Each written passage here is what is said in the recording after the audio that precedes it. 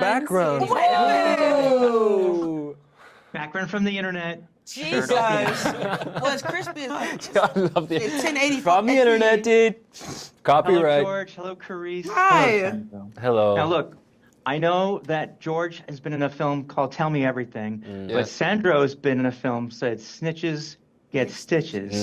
So I'm going to start with Kerrice. So I don't want to do spoilers, but I got to say, I saw you at New York Comic Con, and Kerrice, you were just holding it together. Yeah. Can you tell us what it's been like since that time in terms of doing all this junket and all this publicity? How you been?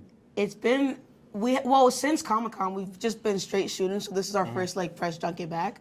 But like that panel and this experience and everything else has been extremely overwhelming. I just went to my room to eat lunch and I just wanted to cry.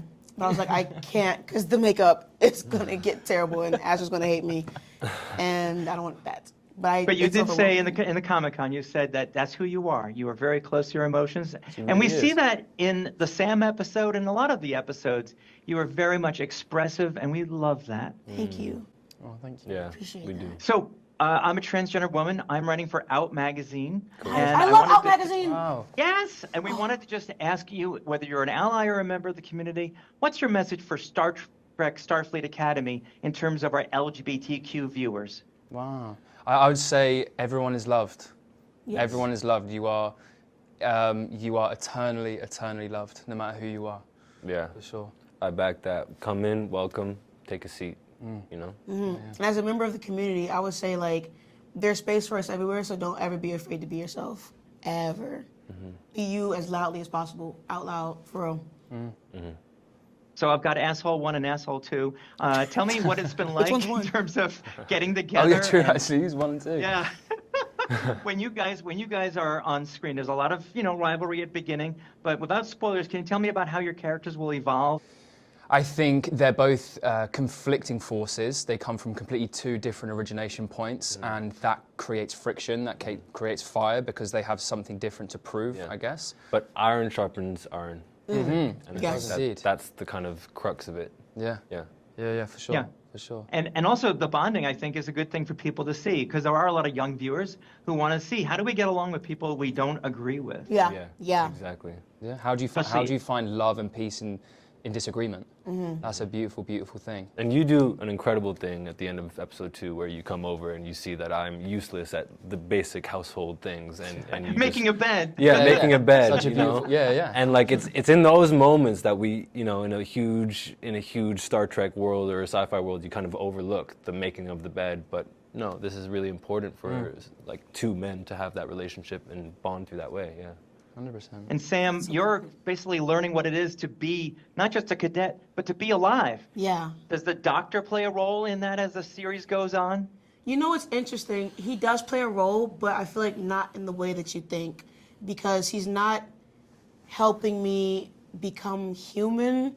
I think he's helping me become who I'm meant to be. And he doesn't even know who that's supposed to be either, but he wants me to step into that. I think he wants to, he makes it very known that I'll never be him, that no one will ever be him, because he's just that girl, and that's okay. But he wants me to be myself, and it's about that journey to get back to that, or to get to that. I don't even know if there's a back to that. Thank you very much. Live long and prosper. I can't wait to see more. Oh, God, yes, same. God bless. Thank you, man. Thank you. Live long care. and prosper. Live long, prosper. My name is Dawn Ennis. I'm from Out Magazine. I'm here to make sure that you know how much I support you, Robert. Oh, yeah, I see you, Dawn. I see Are you. you on our bridge too, or where? You're I'm on the bridge. Yeah, let's our Messina. bridge. And I'm very sad that Tig can't join us, but Robert, we got to talk at Star Trek Las Vegas, so thank you for that. We had a wonderful chat in the hallway. And Gina, it's great to meet you. Nice to meet you, too. And the question I have for you both is, tell me what message our readers who are LGBTQ should take away from watching Star Trek Starfleet Academy. That I think that Starfleet Academy gives is that in the future, what we would want is that it doesn't matter who you are. We're all one people, so on the show there is no, somebody likes somebody else, somebody likes somebody else, and there's no discussion of whether it's another man or a woman or a transgender person. There's just, it's just relationships. And that's what I like, the inclusivity of the show. You know, there is no mention of it. It's just relationships happening. And that's what I like about Star Trek. And that's the message. Every cadet, every crew member is valued for the content of their character, for their contribution to the group, and not for the color of their alien skin or human skin or who they choose to love. So everything is your contribution, your valuation of Starfleet ideals, and your contribution to the group. Now, both of you have comic roots. Gina, I've been reading up on you, and what an unusual combination you get to play. A Jem'Hadar woman who's also a Klingon, who's also in a relationship. We won't spoil anything. Yeah. Robert, you are aging unnaturally as a hologram, but you're also a mentor now.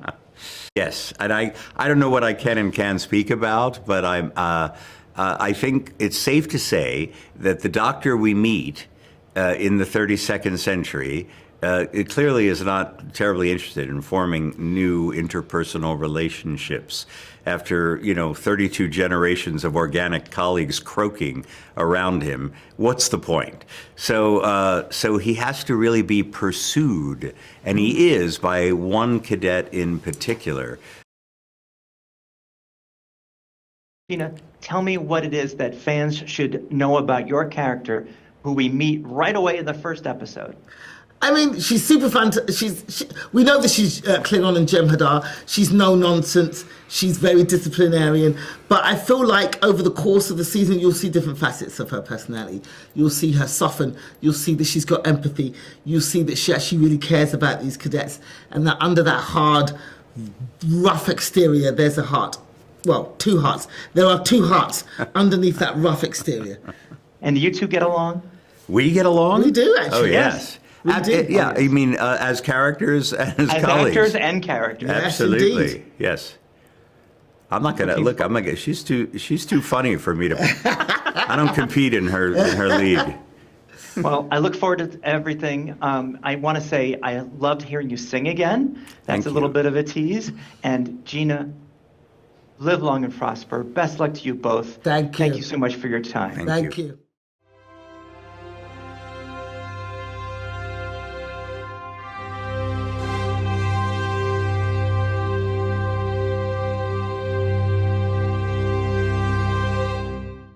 What the fuck? Oh yeah, duh. There I am. Yeah. Hi. Hey, how are you? Nice Where to are you? see you Toronto? again. Yeah, I'm in Toronto right now. Oh my God. I'm so glad you got to do this. Thank you. Yeah. Absolutely. Thank you for having me. It's so good to see you again. Oh, we got a chance to talk last time with your two co-stars, and I was at New York Comic Con, where if I could just start with that, you were so real and so vulnerable and allowed yourself to feel and to be embraced by that terrific crowd. How did that feel for you when you left the stage? It always feels, I feel like when I start crying, I don't know what the fuck I'm saying. And so when I get off stage, I'm like, I don't remember a single thing, but now I can't see and my eyes are fucking red. And I hope it wasn't annoying, and I hope Annoying? Oh my God, no, not at all. Yeah, I don't know. Because I know some people, I don't know. I don't want to cry every single time, but it's like, they also love to, Cornelia, they love to surprise us on stage with shit we haven't seen before.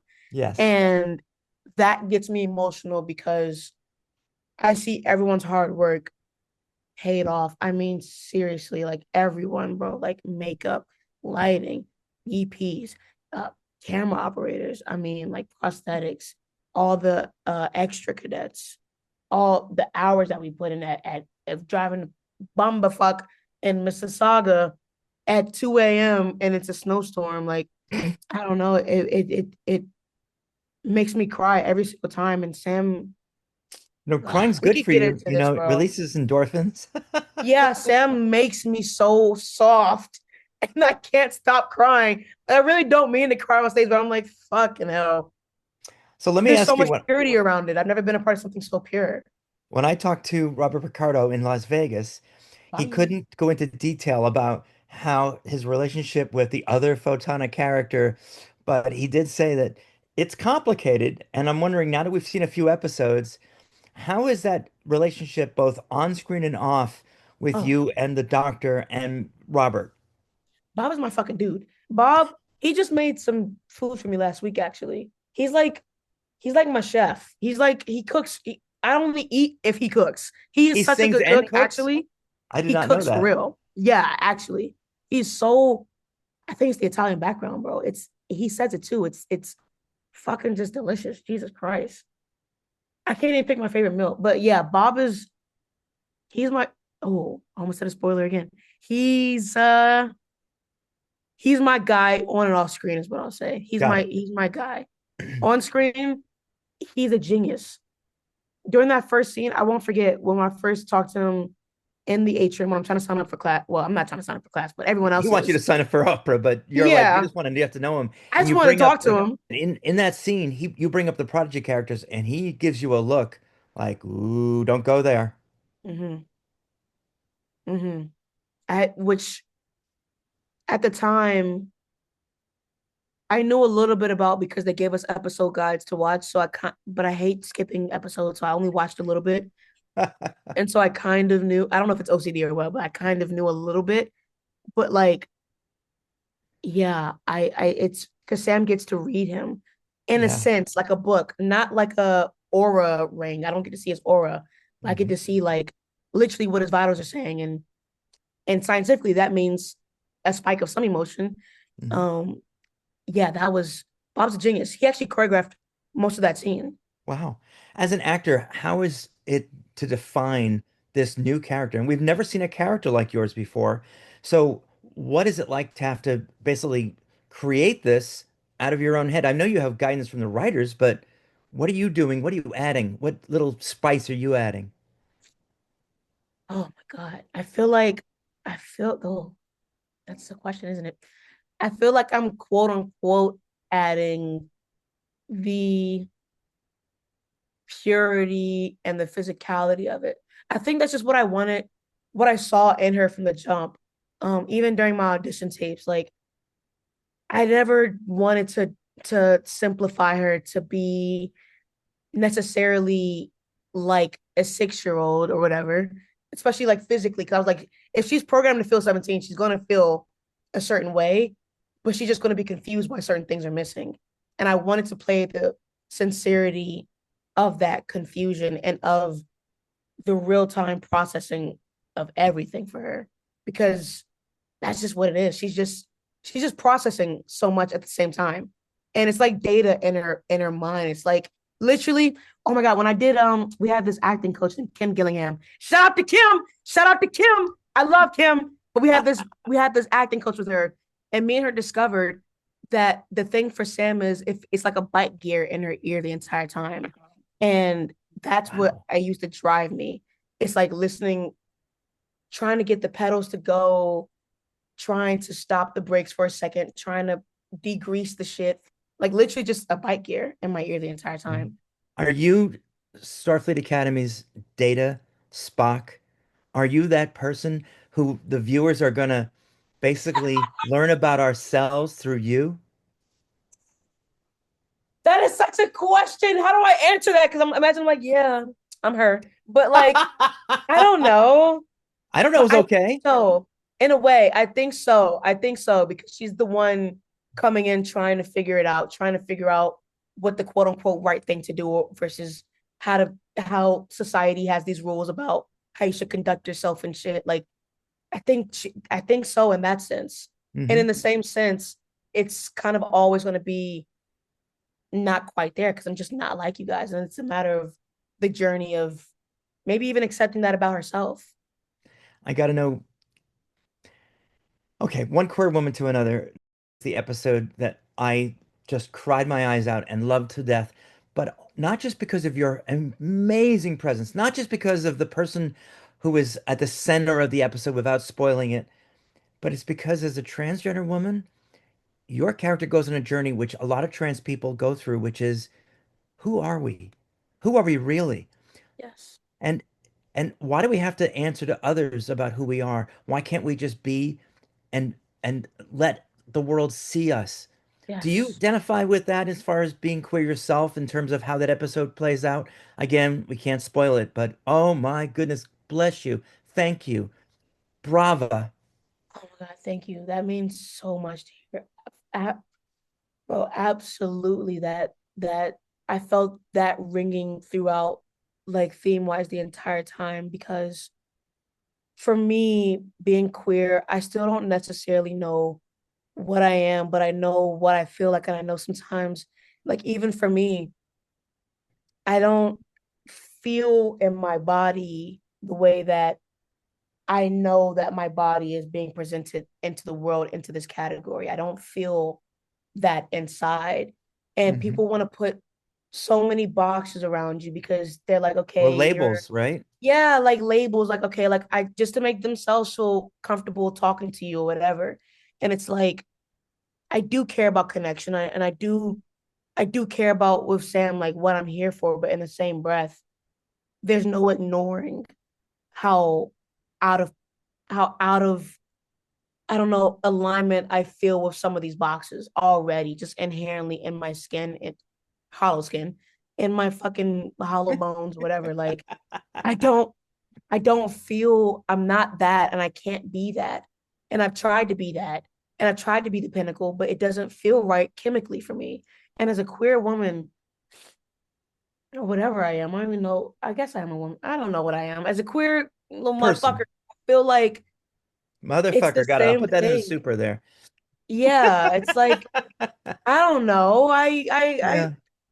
taking it day by day, but I have to do things my way or whatever feels right. I don't know what that's going to look like, but I Hmm. know I need the space. I wouldn't even say the privacy to do it, but maybe the space and, for lack of better words, the respect of privacy to do it. You just need that to figure it out. What pronouns do you use? I never got to ask you that.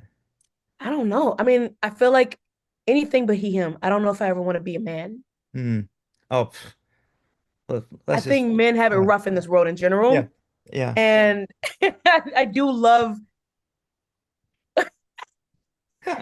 woman and womanhood for sure. Hmm. um, but Well, someone who like, pretended to be a man for 40 years, trust me, it's no picnic.